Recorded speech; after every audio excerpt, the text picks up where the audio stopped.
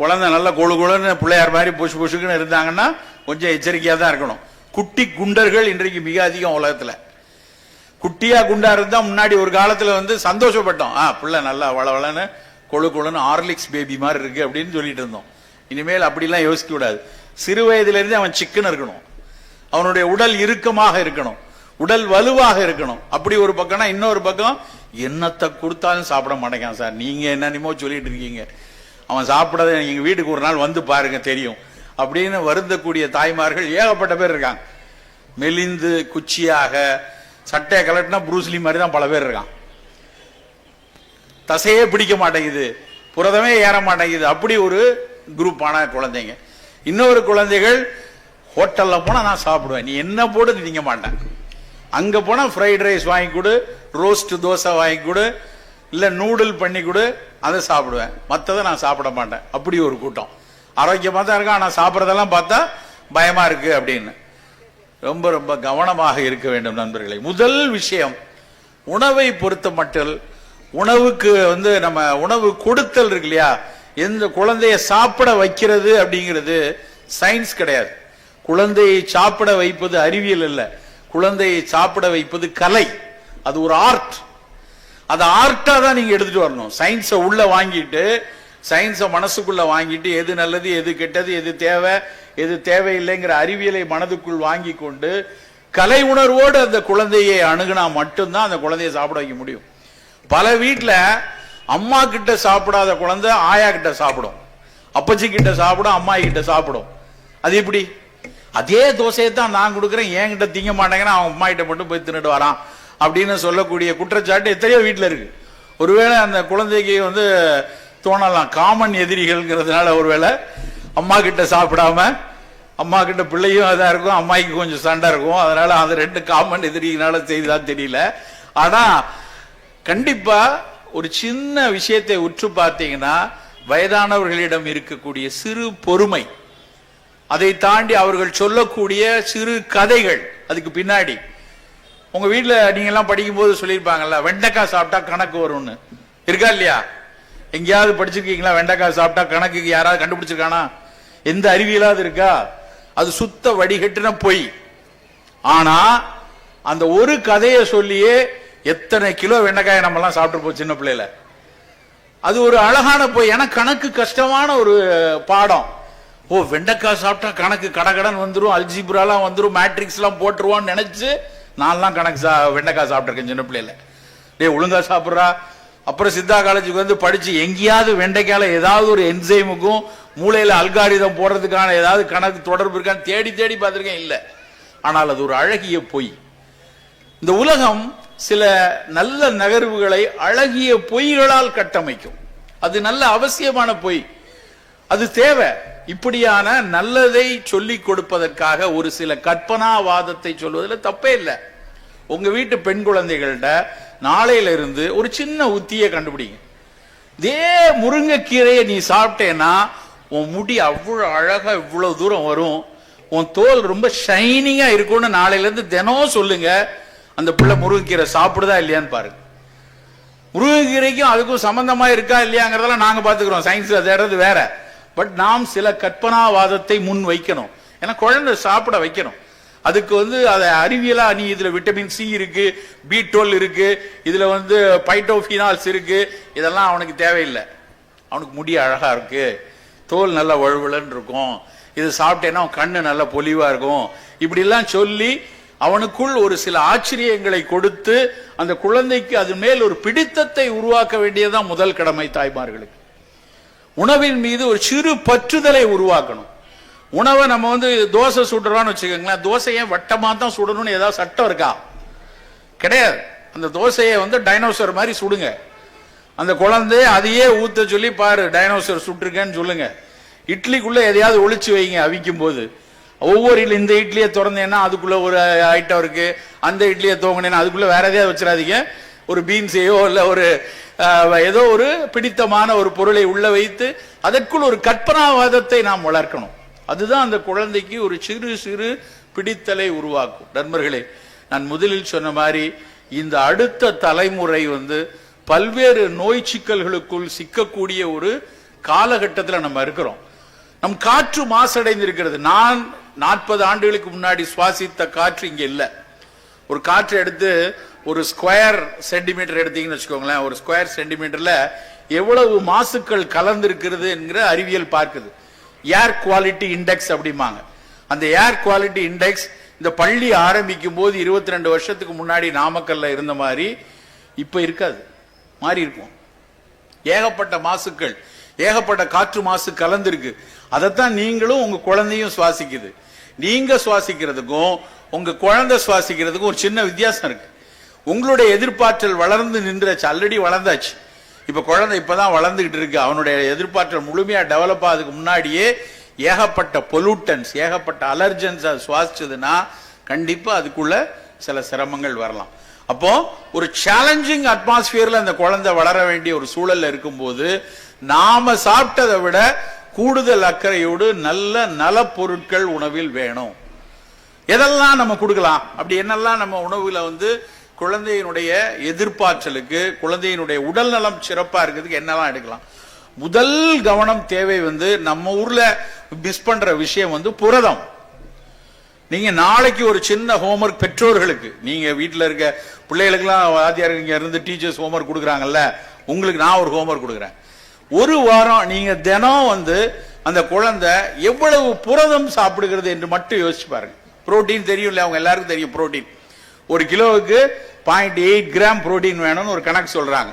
உங்க வீட்டுல குழந்தை 10 கிலோ இருக்கு, 10-12 கிலோ இருக்கு வெயிட், 15 கிலோ வெயிட் இருக்குன்னா நீங்க கணக்கு போட்டுக்கோங்க. அவ்வளவு புரதம் எடுக்குதா, ஒரு 25 கிராம் ஆகுது புரதம் எடுக்குதான்னு பாருங்க. நிறைய நேரத்தில் இருக்காது.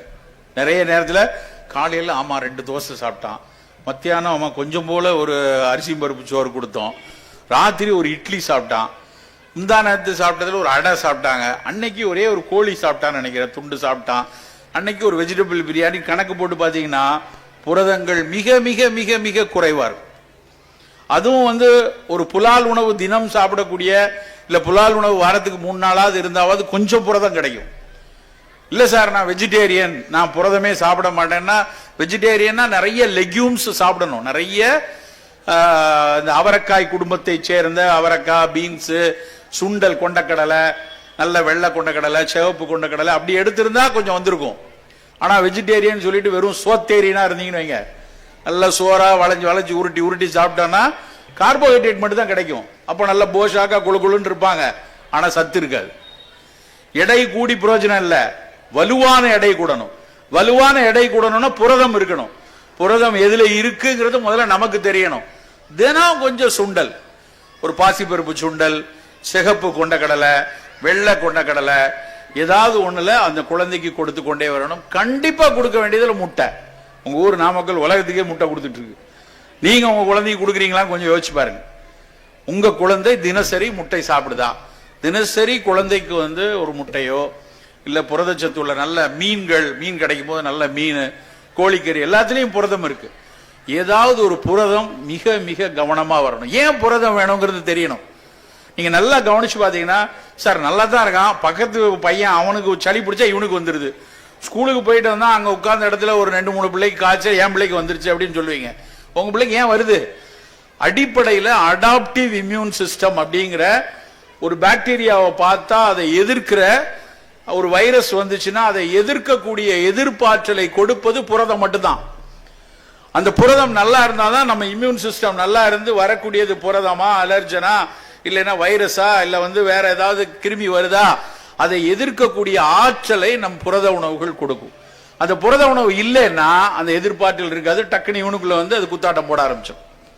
சோ அடிப்படையில் முதல் கவனம் நமக்கு தேவை புரத உணவுகள். நண்பர்களே, தேடி தேடி என்ன புரதம் சாப்பிடலாம் என்ன புரதம் சாப்பிடலாம்னு பார்த்து நான் சொன்ன லெக்யூம்ஸ், முதல்ல சொல்லக்கூடிய அந்த பட்டாணி, அவரை குடும்பம், கொண்டைக்கடலை, கேழ்வரகு. நம்ம ஏன் சிறுதானியத்தை சொல்லிட்டே இருக்கோம்?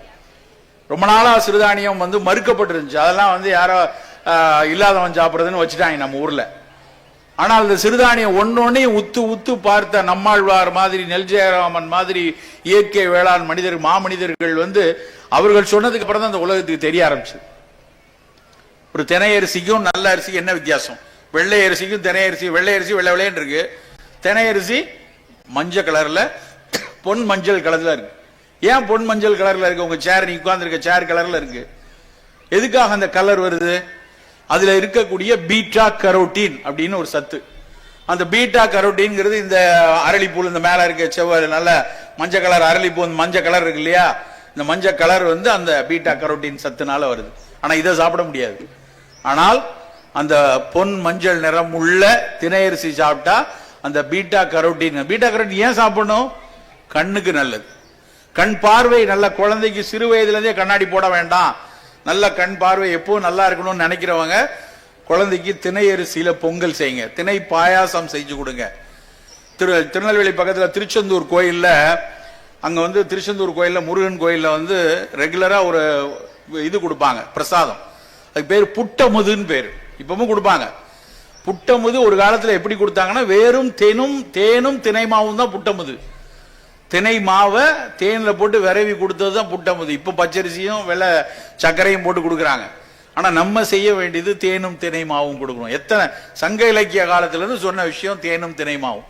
இப்போ வாரத்துக்கு ஒரு நாள் திணை அரிசி கொடுக்கலாமே, வாரத்துக்கு ஒரு நாள் திணை பொங்கல், ஒரு திணை பாயாசம் அந்த குழந்தைக்கு எப்படி பிடிக்குமா கொடுங்க. ஆளாளுக்கு நம்ம வீட்டுல செய்யற விஷயம் என்னன்னா, இந்த சிறுதானியத்தை பார்த்தாலே எல்லாரும் ஒரு கஞ்சியை காய்ச்சிருவாங்க. இந்த 2 கஞ்சியை ஈஸி, ஏன்னா செய்யறது ஈஸி. மொத்தமா அரைச்சு காய்ச்சி 4 ஸ்பூன் வாயில இடிச்சு கொடுத்து அந்த குழந்தை அந்த கஞ்சியை பார்த்தாலே பகீர்னு பதறி தெரிச்சு ஓடும். தயவு செய்து கஞ்சியிலேருந்து வெளியே வாங்க. கஞ்சி நல்லதுதான், நான் கஞ்சி வேண்டாம்னு சொல்லல. ஆனா அதுக்கு பிடித்தமான வேறு வடிவங்கள்ல கொடுங்க. அந்த சிறுதானியத்துல ஒரு கொழுக்கட்டையோ பணியாரமோ சுசியமோ ஏதாவது ஒண்ணு செய்து அந்த சிறுதானியத்தை செய்ய கொடுங்க. அரிசிக்கு பதிலாக கொஞ்சம் கம்பஞ்சோறு கொடுக்கலாம், கம்பங்கூழ் கொடுக்கலாம். வெள்ளை அரிசிக்கும் கம்புக்கு என்ன வித்தியாசம்னா, அரிசியை விட 8 மடங்கு இரும்பு சத்து கம்புல இருக்கு. அரிசியில கிடையவே கிடையாது இரும்பு சத்து. இன்னைக்கு தமிழ்நாட்டில் எடுத்தீங்கன்னா பெண் குழந்தைகள் படிக்கிறாங்கல்ல, பெண் குழந்தைகள்ல 50% அனிமியா, பாதிக்கு பாதி. இப்ப இங்க இருக்கீங்கல்ல பெண்கள் எத்தனை பேர் இருக்கீங்க, எழுதி கையெழுத்து போட்டு கொடுத்துட்டு போயிடலாம். இந்த வாசல்ல ஒரு பிளட் டெஸ்ட் எடுத்து பார்த்து நாளைக்கு ரிப்போர்ட் எடுத்தா 50% உங்களுக்கு அனிமிக் இருக்கும். என்ன சார் இப்படி சொல்றீங்க? நாங்களாம் நல்லா தான் சாப்பிட்டுட்டு இருக்கோம். நல்லா தான் சாப்பிட்றீங்க, ஆனா இரும்பு சத்து தினம் சேருதா? கிடையாது. எப்ப தெரிய வரும்னா, ஒரு கருத்தரித்து தாய்மை பேர் அடைந்து போய் குழந்தைக்காக ஹாஸ்பிட்டல் போது சொல்லுவாங்க, டாக்டர் சொல்லுவாங்க உங்களுக்கு அயன் குறைவா இருக்கு, அயன் டானிக் கொடுங்க. இல்ல மென்சுரல் சைக்கிள் சரியா இல்லாம அதிகமா ப்ளீடிங் இருக்கு, இல்ல ப்ளீடிங்கே வரல, இல்லைன்னா மாதவிடாய் தள்ளி போகுதுன்னு போய் மருத்துவரை போய் பார்த்தா அப்ப பார்க்கும்போது இரும்பு சத்து குறைவா இருக்குன்னு தெரிய வரும். இந்தியாவில் 50% பெண்கள் அனீமியாங்கிற ரத்த சோகையில இருக்காங்க. அப்ப இரும்பு சத்தை கூட்டணும்.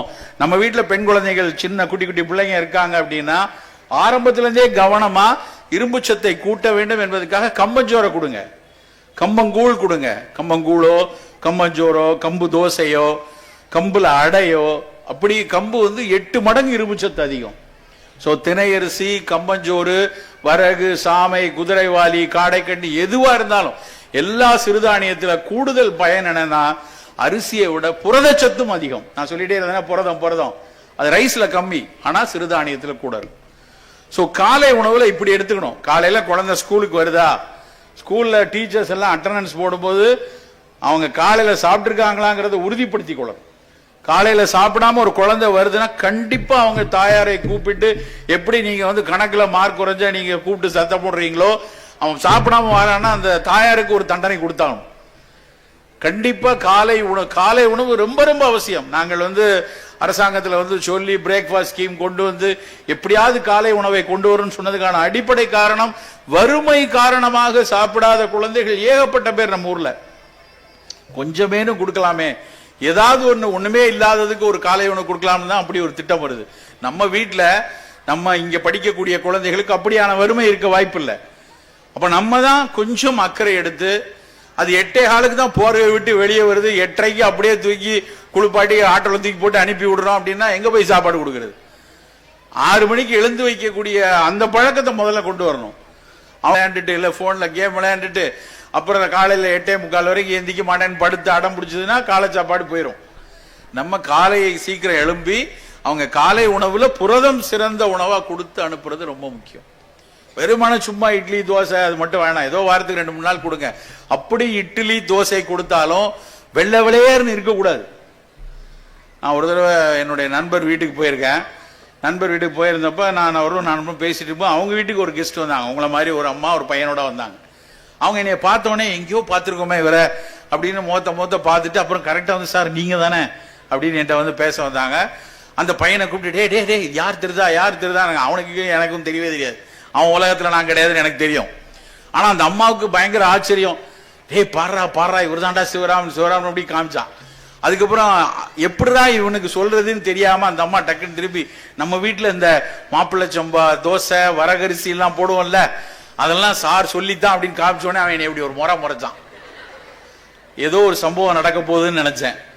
அவன் உடனே என்னைய பார்த்து சொன்னான், இந்த இட்லி தோசையெல்லாம் அழுக்காக்குனது நீங்க தானே, எங்க வீட்டுல இந்த அழுக்கு தோசை அழுக்கு இட்லி எல்லாம் வந்து அவனுக்கு இந்த கருப்பா இருந்தா அழுக்குன்னு ஒரு மாயை மனசுல வச்சிருக்கான். அது அழுக்கு இல்லடா, அது ஒரு சாம்பல் நிறத்தில் இருக்கக்கூடிய மாபெரும் சத்துன்னு சொல்ல வேண்டியிருக்கு. ஏன்னா காலகாலமாக நம்ம ஊர்ல பல ஆயிரம் ஆண்டுகளாக கருப்பா இருந்தா அது இழுக்குன்னு நம்ம ஒரு சமூகத்தில் ஒரு தவறான ஒரு விஷயத்தை கத்து கொடுத்து வச்சிருக்கோம். கருப்பு தான் சிறப்பு நண்பர்களே. கருப்பா இருந்தா மிகச்சிறப்பு எதுவுமே. அந்த கருமை நிறம் இருக்கக்கூடிய கருப்பு உளுந்து எடுத்துக்கொள்ளுங்க. கருப்பு நிறத்தில் இருக்கக்கூடிய நவ்வாப்பழம், கருநீல நிறத்தில் இருக்கக்கூடிய நவ்வாப்பழம் எடுத்துக்கொள்ளுங்க. கருநீல நிறத்தில் இருக்கக்கூடிய பன்னீர், திராட்சை, திண்டுக்கல் இருக்கக்கூடிய எடுங்க. அத்தனையிலும் ஆந்தோசைனின் இருக்கு. அந்த ஏன் கருப்பு கவுனி அரிசியை கொண்டாடுறோம்? கவுனி அரிசின்னு உலகமே கொண்டாடுறதுக்கான மிக முக்கியமான காரணம் அந்த கருமை நிறத்தில் இருக்கக்கூடிய அந்த ஆந்தோசைனின்.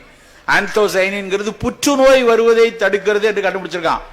அதனாலதான் அத்தனை புற்றுநோயாளிகளையும் அதுல இருந்து நீங்கி நோயிலிருந்து அவங்க சிகிச்சை எடுத்து மீண்டு வந்ததுக்கு அப்புறம் கொஞ்சமேனும் கஞ்சி ரெகுலரா எடுத்துக்கிட்டு இருங்க. ஒருவேளை தாய்க்கு மார்பக புற்று இருக்கு, இல்லை என்றால் தாய்க்கு வந்து கருப்பையில் புற்று இருக்கு, தன் பெண் குழந்தைக்கு வரக்கூடாது என்று நினைத்தால் வாரத்துக்கு ஒரு நாள் 2 நாளாவது அந்த கவுனி அரிசியை கஞ்சியா எடுத்துக்கொள்ளுங்கள். திரும்ப சொல்றோம், இனிமேல் உங்கள் வீட்டு இட்லி நல்ல மல்லிகைப்பூ மாதிரி வெள்ளை வெள்ளைன்னு இருக்க வேணாம். உங்க வீட்டு இட்லி சாம்பல் நிறத்துல, சிகப்பு நிறத்துல, கருப்பு நிறத்துல இருந்து இதுதான்டா இட்லி அப்படின்னு பழக்குங்க குழந்தைக்கு. ஆரம்பத்துல இருந்தே துளி துளியாக நல்ல விஷயங்கள் குழந்தைக்கு சேர பின்னாட்கள்ல அவங்களுக்கு வந்து பெரிய நோய்கள் எதுவும் வராமல் காத்துக்கொள்ளலாம். ரொம்ப முக்கியமானது என்னன்னா, இன்னைக்கு 30-35 வயசுல நிறைய பேர் இருக்கீங்க. உங்களே சில பேருக்கு மனசுக்குள்ள லேசா பயம் இருக்கும். சுகர் இருக்கோ இல்லையோ தெரியல, லைட்டா கிருகிருன்னு வருது. டாக்டர்கிட்ட போய் காமிச்சு அவன் பாட்டுக்கு ஏதாவது சொல்லி நாளையில இருந்து மாத்திரையா கொடுத்துருவாங்களே அப்படின்னு பயந்துகிட்டு டெஸ்ட் எடுக்காம நிறைய பேர் இருப்பீங்க. கொஞ்சம் பேருக்கு அண்ணனுக்கு ஏற்கனவே மணி அடிச்சிருச்சு, நமக்கு வந்துடும் நினைக்கேன், எங்க அக்கா நேரத்துல இருந்து மாத்திரை எடுத்துட்டு இருக்கா அப்படின்னு கொஞ்சம் பேர் இருப்பீங்க. நம்ம நினைக்க வேண்டியது என்னன்னா, நம்ம 30 வயசு 35 வயசுல சுகர் பத்தின பயம், தைராய்டு பத்தின பயம் உங்களுக்கு இருக்குன்னா, நம்ம குழந்தைகள் அவர்களுடைய 25 வயசுல இந்த பயம் வரக்கூடாது அவங்களுக்கு. அப்ப ஆரம்பத்திலிருந்தே முதல்ல நம்ம சொல்ல வேண்டிய விஷயம் என்னன்னா, இனிப்புக்கு எதிராக அவர்களை மாத்தணும். அவன் என்ன அட்வர்டைஸ்மெண்ட் போறான், ஸ்வீட் எடு கொண்டாடு அப்படின்னு போடுறான். உண்மையிலே ஸ்வீட் எடு திண்டாடுன்னு போடணும். ஆனா அவன் வியாபாரம் அதை எப்படியாவது விற்கணும்னு சொல்லி ஸ்வீட் எடு கொண்டாடுன்னு எல்லாத்துக்கும் எந்த ஒரு மகிழ்ச்சியினாலும் நம்ம இனிப்பு தான் கொடுத்து கொண்டாட காலகாலமாக உள்ள விஷயம் தான். இனிப்புக்கும் மகிழ்ச்சிக்கும் நிறைய உவகைக்கும் பெரிய தொடர்பு இருந்துச்சு. அதனால எல்லா நல்ல சாமிக்கே சக்கரை பொங்கல் தானே போட்டோம். அவருக்கு பாவக்காய் பொரியலா போட்டிருக்கோம். அவருக்கு நல்லது அப்படின்னு நாளையில இருந்து பாவக்காய் பொரியல் சாமிக்கு வைப்போமா? அதெல்லாம் சக்கரை பொங்கல் தான் வைக்கணும். அவருக்கு சுகர் வந்தாலும் பரவாயில்லன்ட்டு வைக்கிறோம். ஒரு விஷயம் தெரியுமா, தமிழ்நாட்டில் இருக்கக்கூடிய கோயில் யானைகள்ல 80% யானைக்கு டயபெட்டிக். கோயில் யானைக்கு டயபெட்டிக் இருக்கு. ஏன்? யானை ஒரு நாளைக்கு 20 கிலோமீட்டர் நடந்துட்டு இருந்துச்சு. ஆனா அது கோயில்ல போட்டு டேன்னு அதை அப்பப்ப மணி ஆட்டி வர்றவனுக்கெல்லாம் ஆசீர்வாதம் பண்ணிட்டு சக்கரை பொங்கலும் பழமும் தேங்காயும் கொடுத்து அதை நடக்கவும் விடல. அது மலையில நடக்க வேண்டியது போக வேண்டிய விஷயத்துல விட்டு அதுக்கு சுகர் வந்து அதுக்கு வெட்டினரி டாக்டர் ஊசி போட்டுட்டு இருக்காரு கோயில் யானைக்கு. நம்மளும் நம்ம குழந்தைகளை அப்படித்தான் வளர்த்து கொண்டிருக்கிறோம் நண்பர்களை. கோயில் யானை மாதிரி வீட்டில் வச்சுட்டு அவனுக்கு போசாக்கா சாப்பாடு கொடுக்குறோன்னு சொல்லி எல்கேஜி யூகேஜிலேயே நீட் கோர்ஸ் இருக்கா சார்? இங்க ஜேஇஇ சேர்க்கலாமா சார்? நாளையில இருந்தே அவன் நீட் படிச்சுட்டானா பிளஸ் 2 வரும்போது ஈஸியா எழுதிடலான்னு தயவு செய்து நினைக்காதீங்க. அது ஒரு வியாதி. அவன் பிளஸ் 2 படிக்கும் போது அதை பத்தி யோசிச்சா போதும். குழந்தை பருவத்துல முதல்ல எதிர்க்க வேண்டியது இனிப்பின் மீதான பிரியத்தை மெதுவா வெளியே எடுக்கணும். வெள்ளை சர்க்கரை மீதான மோகத்தை வெளியே எடுக்கணும்.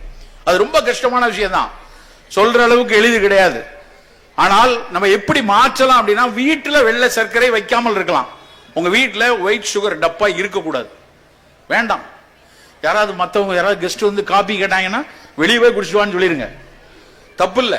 ஏதாவது கோச்சிக்கிட்டாங்கன்னா அப்படி கோச்சு வைங்க, வர வேண்டாம் நம்ம வீட்டுக்கு. நம்ம வீட்டில் நல்ல நாட்டு வெல்லம், பனை வெல்லம் இருக்கட்டும். இனிப்புன்னு வேணா கொஞ்சம் பனை வெல்லம் போட்டுக்குவோம். பிள்ளைக்கு ஆரம்பத்திலேருந்தே எனக்கு வந்து நாட்டு வெல்லம் தான் இனிப்புன்னு முதல்ல 2 வயசுலேயே தெரிய ஆரம்பிச்சதுன்னா மெதுவாக வெள்ளைச்சற்கலேருந்து வெளியே வருவாங்க. இந்த சாக்லேட்டு இப்போ ஒரே போன சிலுக்குன்னு ஒரு சாக்லேட்டு 100 ரூபா, எனக்கு பார்த்தாலே பத்திட்டு வரும். அதை வாயில் போட்டால் வெடிக்கும், வாயில் குழாவும், என்னென்னமோ போட்டு அட்வர்டைஸ்மெண்ட் பண்ணுறான். ஒவ்வொன்றுக்கு பின்னாடி எவ்வளவு ரசாயனம் சேர்க்குறாங்க. மில்க் சாக்லேட் நம்ம நினைக்கிறோம், அது வந்து மில்க் சாக்லேட் வெறும் பால் இருக்கு, பால் மட்டும் கிடையாது, எவ்வளவு ரசாயனம் அதில்.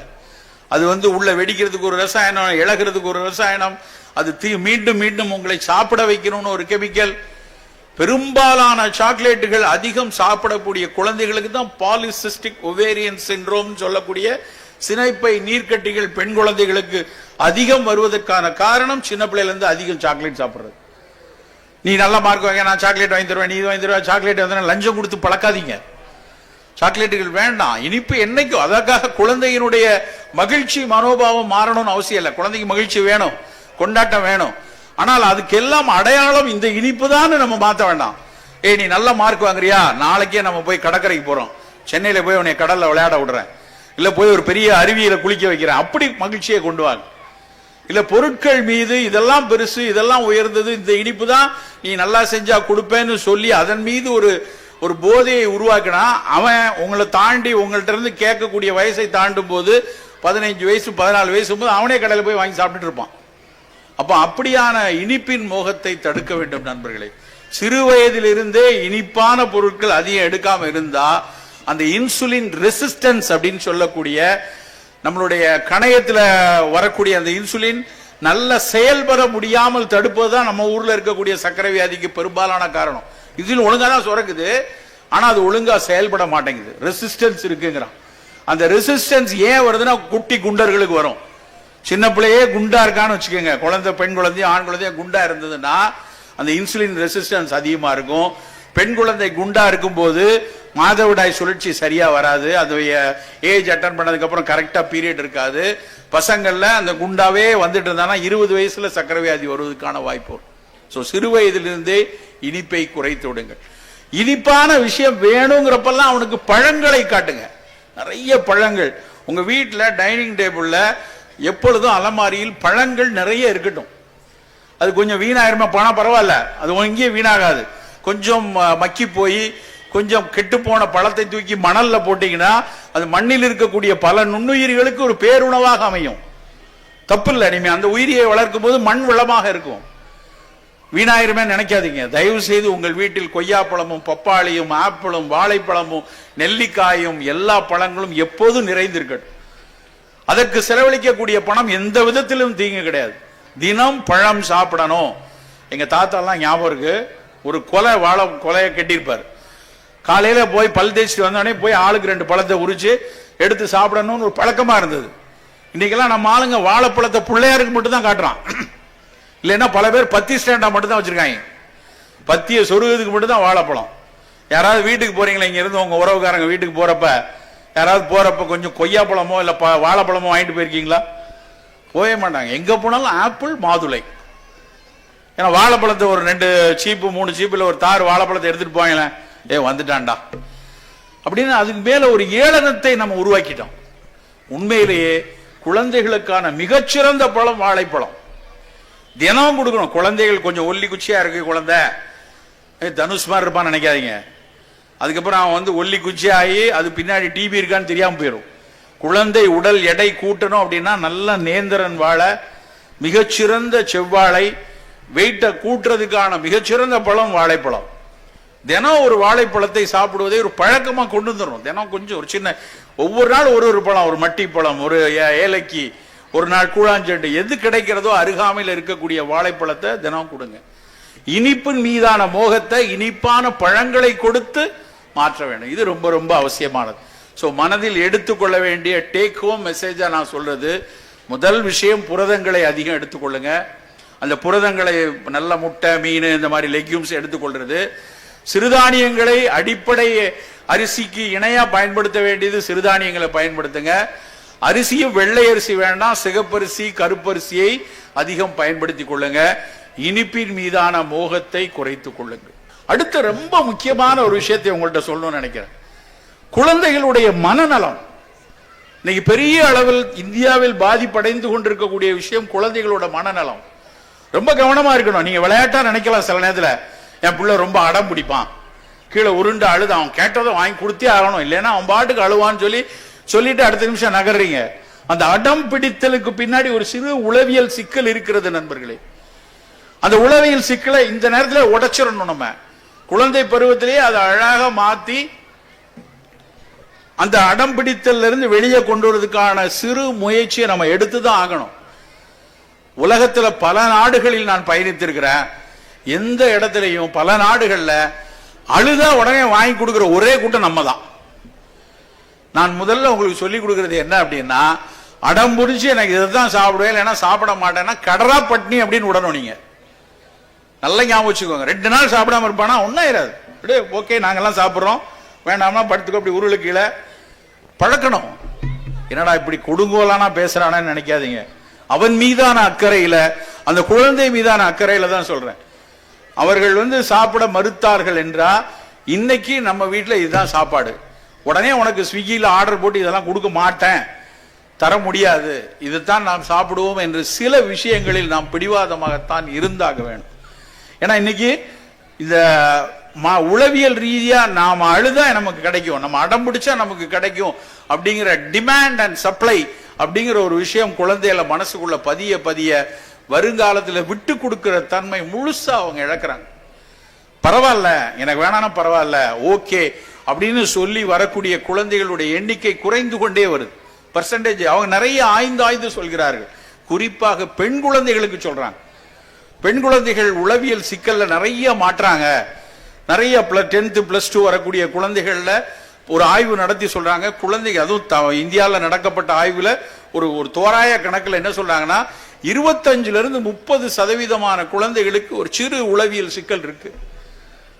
எப்படி அவர்கள் எதிர்கொள்வாங்க? வருங்காலத்தில் வரக்கூடிய பல்வேறு பிரச்சனைகளை, பள்ளி தேர்வுகளில் வரக்கூடிய மதிப்பெண் குறைவுக்கே நான் என் உயிரை மாற்றிக் கொள்வதாங்கிற அளவுக்கு போகக்கூடிய அளவுல உளவியல் சிக்கல்கள் கூடிட்டு இருக்கு. வாழ்க்கை முழுக்க சந்திக்கக்கூடிய பல ஏமாற்றங்கள், பல பிரச்சனைகளை கடந்து வர வேண்டும்னா சின்ன வயசிலிருந்தே அவங்களுடைய உளவியல் நலத்தை நீங்கள் கொஞ்சம் அக்கறையாக எடுத்துக்கொள்ளணும். எப்படி அக்கறையா உளவியல் நலம் நலமாக இருப்பதற்கான முதல் விஷயம் என்ன தெரியுமா? விளையாட்டு. உங்க வீட்டில் குழந்தைங்க எத்தனை பேர் எப்படி ஒரு நாளைக்கு விளையாடுறாங்க தினசரி? பள்ளி காலத்தில் சிறு வயதில் எனக்கு ஞாபகம் இருக்கு, எங்கள் வீட்டில் அது ஒரு எழுதப்படாத விதியா தான் இருந்துச்சு. விளக்கு வச்சோடனே வீட்டுக்கு வந்துடுறா, இதான் ஒரு வார்த்தை. விளக்கு வச்சோடனே வீட்டுக்கு வா. விளக்கு எப்போ வைப்பாங்க? 6:15 6:30 மணிக்கு விளக்கு வைப்பாங்க. ஸ்கூல் எப்போ விடும்? 4:30 மணிக்கு விடும். 4:30 6 மணி வரைக்கும் தெருவில் தான் கிடந்தோம் நாங்க. தெருக்களிலும் மைதானங்களிலும் பக்கத்து வீட்டுகளிலும் முற்றங்களிலும் விளையாண்டு தான் நட்பும் வளர்ந்தது, படிப்பும் வளர்ந்தது, வாழ்வும் வளர்ந்தது. இன்னைக்கு யோசிச்சு பார்த்தா வாசி ரோட்ல நின்னோம்ல, அந்த புதுப்படத்தில் அந்த பக்கம் நின்று விளையாண்டோம்ல, அந்த மூலையில நின்று கிரிக்கெட் விளையாண்டோம்ல, அங்கிருந்து பம்பரம் விட்டோம்ல, அங்கிருந்து கில்லி தண்டா விளையாண்டோம்ல, எத்தனை விஷயம் ஞாபகம் இருக்கு. உங்கள் வீட்டு குழந்தைகள் எத்தனை பேர் அப்படி விளையாடுகிறார்? நீங்க அதே பம்பரம் விடணும் நான் சொல்லல, பட் ஏதாவது ஒரு விளையாட்டு ஒரு 1.5 மணி நேரம் ஒரு நாளைக்கு அவர்கள் விளையாண்டே ஆகணும். நீங்க போய் நின்று விளையாட வைக்கணும். அவன் மற்ற குழந்தைகளோடு விளையாடும் போது, அக்காவோடு அண்ணனோடு தம்பியோடு பிற குழந்தைகளோடு விளையாடும் போது விட்டு கொடுக்கக்கூடிய தன்மை வரும். பிசிக்கலா ஃபிட்டா இருக்கக்கூடிய விஷயம் விளையாட்டிலிருந்து தான் ஆரம்பிக்கணும். நம்ம அப்படியே குகேஷ் வாங்கிட்டு வந்தோடனே அப்படி கண்ணீர் மல்க நம்மளும் கைதட்டி அப்படின்னு ஆசைக்கிறோம். ஆனா நம்ம பிள்ளைக்கான முயற்சியை நாம் எவ்வளவு தூரம் எடுக்கிறோம்? விளையாட்டு ரொம்ப வேணும். மிக மிக மோசமாக மொபைல் கெடுத்துக்கொண்டே இருக்கிறது. நம்ம ஏதாவது பண்ணணும்னு வச்சுக்கோங்களேன், அம்மா அப்பா ஒரு இடத்துல வெயிட் பண்ணா போனை கொஞ்ச நேரம் விளையாண்டுட்டு அப்படின்னு அவங்ககிட்ட போனை கொடுத்துட்டு நம்ம சினிமா பார்க்கறதோ இல்லை நம்ம யார்கிட்டயோ பேசணும்னா போனை அவன்கிட்ட கொடுத்துறோம். ஆக கடைசியான ஒரு விஷயம் இந்த மொபைல் கேம்ஸ்ல பிள்ளைகள் போய் அடிமைப்படுவது. அவனை வலுவிழக்க வைக்க, எப்படி வலுவிழக்குமா? மூளையில் வலுவிழக்க வைக்குது. நான் ஒரு நாள் துபாய் விமான நிலையத்தில் காத்திருக்கிறேன். அப்போ ஒரு பிளே ஸ்டேஷன் அந்த இடத்துல, நான் ஒரு என் போன் சார்ஜ் போயிருச்சு, சார்ஜ் போடுறதுக்காக எங்கடா இருக்குன்னு தேடி அந்த பிளே ஸ்டேஷன் பக்கத்தில் ஒரு பிளக் பாயிண்ட் இருக்குது, அங்கே போய் சொருகி போட்டுட்டு நிற்கிறேன். அந்த பிளே ஸ்டேஷன் முழுக்க குழந்தைங்க, உலகம் முழுக்க இருக்க குழந்தைங்க இருக்காங்க. எல்லாம் விமான காத்திருப்புனால அடுத்த விமானத்துக்காக வரக்கூடிய எல்லா பிள்ளைங்களும் விளையாடுது.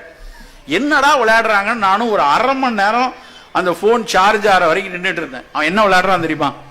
அங்க விளையாடுற வீடியோ கேம்ல எல்லாம், டே அவனை கொல்லு, அவனை சுடு, இவனை வெட்டிடு, இவன் தலையை வெட்டிடுறா, இவன் காலை அடிச்சிரு, இவனை துப்பாக்கி வச்சு சுடு, தட தட தட தட தடன்னு சுடுறது, தன்னை வெட்ட வைக்கிறது. இதுவா விளையாட்டு? எல்லா பிள்ளைகளும் அதைத்தான் விளையாடுகிறது நண்பர்களே. அந்த விளையாட்டின் மூலமாக உள் மனதில், ஆழ் மனதில் அதுக்கு என்ன இருக்கும்? ஒரு சாமுராய் கேம். ஒரு பையன் வெட்டிட்டே போறான், அவன் வெட்டிட்டே இருக்கான். பார்த்தேன், அவன் ஏதோ ஜப்பான் பிள்ளை மாதிரி இருந்துச்சு பார்த்தா. அப்படி அவன் வெறித்தனம் அவன் முகத்துல தெரியுது. அங்க தட்டு இங்க தட்டு, இவனை காலி பண்ணிடு, இந்த பக்கம் ரெண்டு பேரும் சேர்ந்து விளையாடுறாங்க. இதுவா விளையாட்டு? அப்படித்தான் நம்ம கேம்ஸ் எல்லாமே வடிவம். என் பையன் வந்து சொல்றேன், அப்பா NVIDIAல இருந்து எல்லா கேமும் அப்படித்தான்ப்பா விளையாட உங்களுக்கு டெவலப் பண்ணிட்டே இருக்காங்க. அவர்களை எதை நோக்கி திருப்புகிறாங்க? மனசை எப்படி திருப்புறாங்க? ரொம்ப ரொம்ப வேதனையா இருக்கிறது. இப்படியான ஒரு சிக்கலான விளையாட்டுல இருந்து அவன் வெளியே வரணும். அவன் ரெகுலரா கபடி விளையாடணும், ஹாக்கி விளையாடணும், ஃபுட்பால் விளையாடணும், இங்க இருக்கக்கூடிய கிரிக்கெட் விளையாடணும், இங்க நடக்கக்கூடிய எல்லா விளையாட்டுகளிலும் அவன் சேரணுங்கிறத தயவு செய்து வலியுறுத்துங்க. அதுதான் அவனுடைய மென்டல் ஹெல்த்துக்கும் நல்லா இருக்கும். நாட் ஓன்லி பிசிக்கல் ஹெல்த், அவனுடைய உடல் நல்லா விளையாண்டா உடம்பு நல்லா சிக்ஸ் பேக்காகவும் உடம்பு வரும், அதெல்லாம் சொல்ல வரல.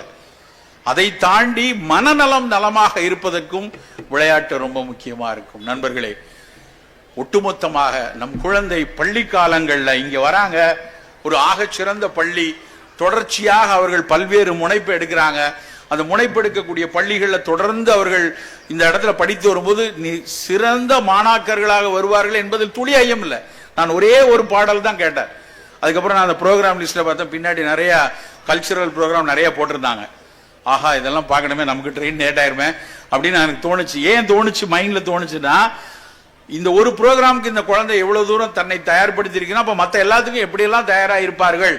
நிச்சயமாக இப்படியான கல்ச்சுரல்ஸ்ல அவங்க தயாராகிற விஷயம், கலாச்சார ரீதியாக இந்த மாதிரி நடனங்கள், பாட்டு, ஆட்டம், அதுதான் ஒரு குழந்தைய நல்ல செம்மைப்படுத்தி ஆட்டி ஆட்டி கொண்டு வரும்.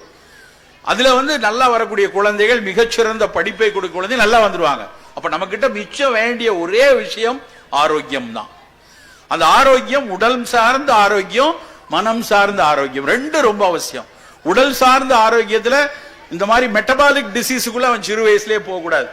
சக்கரை வியாதி 25 வயசுல வரக்கூடாது, ரத்த கொதிப்பு வரக்கூடாது, புற்றுநோய்கள் எட்டி பார்க்க கூடாது, மாரடைப்புகள் 30களில் வரக்கூடாது என்பது முதல்ல உங்க எத்தனை பேருக்கு கவனம் இருக்கணும். இது மெட்டபாலிக்கா. கம்யூனிகபிள் டிசீசஸ்ல ஒரு காய்ச்சல், சளி, ஒரு காலத்துல காய்ச்சல்லாம் வந்து முன்னாடிலாம் காய்ச்சல் வந்தா ஜாலியா இருக்கும். as I am suffering from fever அப்படின்னு லெட்டர் கொடுத்துட்டு வீட்டில் உட்காந்து அப்படியே சுக்கு காஃபியை குடிச்சிட்டு அம்மா வந்து சூடா தோசை சுட்டு கொடுப்பா, அப்படியே வீட்டில் படுத்து பாய விரிச்சு படுத்து கிடந்து ஜாலியா இருந்தோம். இன்னைக்கு 2வது நாள் காய்ச்சல் தாண்டிடுச்சுன்னா பக்கு பக்குன்னு டாக்டருக்கும் இருக்கு. எங்களுக்கும் எழுதிட்டு முத நாள் நிலவேம்பு கஷாயம் குடிப்பா, ஆடாதோட குடின்னு சொல்லி எழுதிடுவோம். 2 நாள் சளி குறையல, காய்ச்சல் குறையல, 3ஆவது நாள் அதே அம்மா வந்து, சார் 2 நாளா கொடுத்தோம் ஒன்றும் காணோம், பையனுக்கு இன்னும் காய்ச்சல் அடிக்கணும், எங்களுக்கு பகீர் என்கிறது.